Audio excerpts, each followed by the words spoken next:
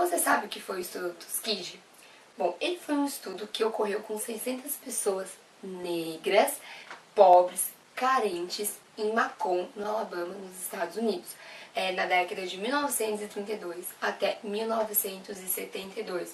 Então, tendo uma duração de 40 anos. Bom, mas como isso ocorreu? Por que eles participaram? O que ele estava estudando? Bom, o estudo ele tinha o intuito de averiguar simplesmente a progressão da sífilis em pessoas negras, sendo que em 1929 tinha sido publicado um estudo da mesma proporção, da mesma categoria, mas só que em pessoas brancas, e avaliou 2.000 pessoas. Bom, o estudo de Tuskegee, ele avaliou 600 pessoas. Dentro delas, 399 eram portadoras de sífilis e 201 não tinham a doença.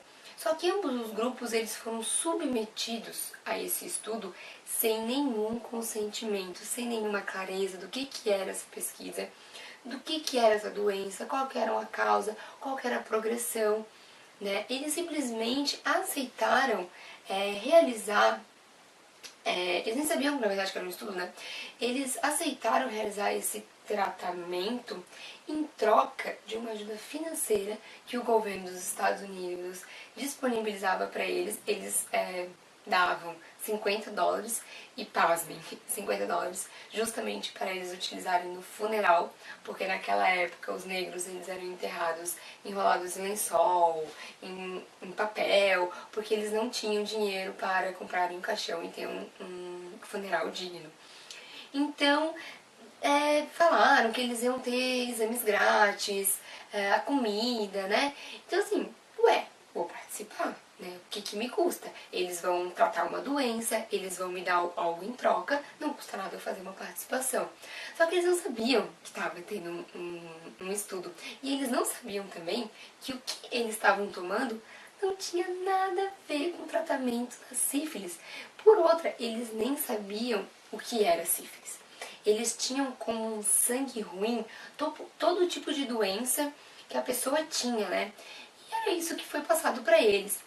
E no filme Cobaias, que foi o que a gente usou de base, né, para ter um esclarecimento e tudo mais, relatou mais ou menos o que acontecia na época, que foi assim, uma enfermeira, que também era negra, só que era uma pessoa estudada, né, tinha um certo conhecimento, trabalhava em hospital e tudo mais, ela simplesmente convenceu, bem dizemos, aquela população, né, aquela comunidade, a se tratar. Falaram que existiria um tratamento, uma cura, e que eles sairiam ganhando. Então eles participaram. Só que o que aconteceu? Inicialmente existia uma medida farmacológica que era mercúrio tópico, arsênio, e de inicial os pacientes foram induzidos no tratamento com esse tipo de medicação. Mas assim, acabou o dinheiro e o governo simplesmente disse que não, assim, vamos esperar 6 a 1 ano, se vocês realizarem um estudo, a gente vê que dá dando certo, nós investiremos, né? Nós iremos comprar mais mercúrio, nós investiremos nesse tratamento que vocês estavam realizando. Mas duraram-se 40 anos e nenhum tipo de tratamento foi feito com esses pacientes, eles só receberam vitaminas, analgésicos, sintomáticos, né, que a gente diz, e até hoje morreram e não souberam o que estava acontecendo. Não sabiam o que era a doença, não sabiam por que eles tiveram aquela doença. E simplesmente, quando surgiu a penicilina, né, na década de 40, esses pacientes eles não podiam ser tratados, porque alguns já estavam no estágio terciário da doença, né, da sífilis, e os médicos diziam que nessa etapa terciária não adiantaria mais a antibiótico terapia, porque não seria eficaz no tratamento desses pacientes. Existia uma lista em todos os estabelecimentos de saúde impedindo aqueles pacientes de tomarem a penicilina.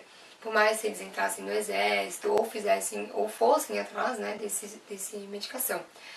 Mas, então, onde estava a ética, né? A gente se pergunta, será que precisou existir um estudo nessa proporção para simplesmente mostrar que o organismo de um ser humano branco é o mesmo de um ser humano negro? O corpo humano ele não se diferencia. E uma das cenas mais legais que tem no filme é o médico negro falando o seguinte, que o estudo ele queria mostrar para o mundo que negros não tinham diferença de branco.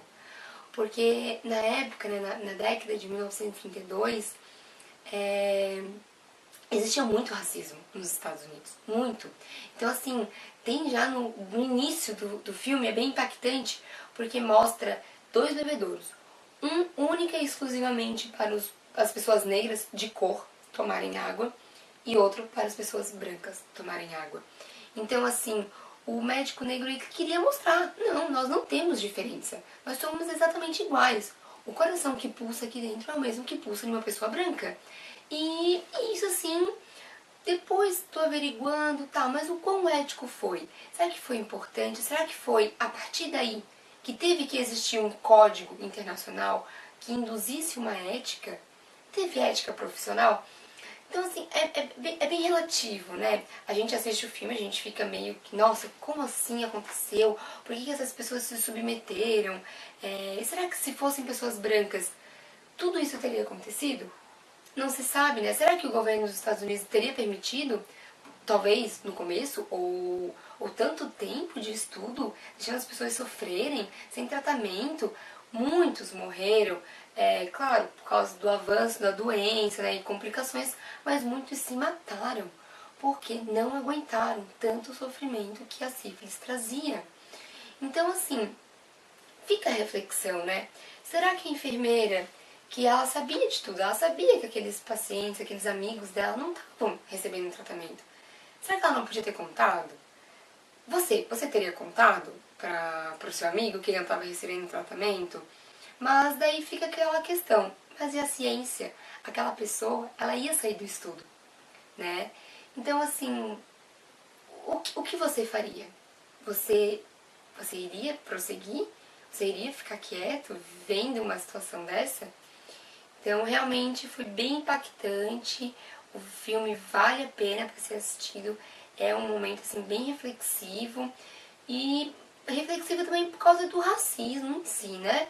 E só em 1998 o presidente Bill Clinton pediu desculpas publicamente para aqueles pacientes, depois, né, claro, desse estudo ter se tornado um escândalo, ter sido publicado e mundialmente, né, e cancelado o estudo. Mas, assim, depois, ajuda financeira, tanto para os herdeiros das pessoas falecidas, ou quanto para quem ainda permanecia vivo, não ia adiantar, né? Talvez na época, se não tivesse acontecido, talvez na época, se ele tivesse tomado penicilina, ele estaria vivo, teria tido uma morte mais digna. Não se sabe.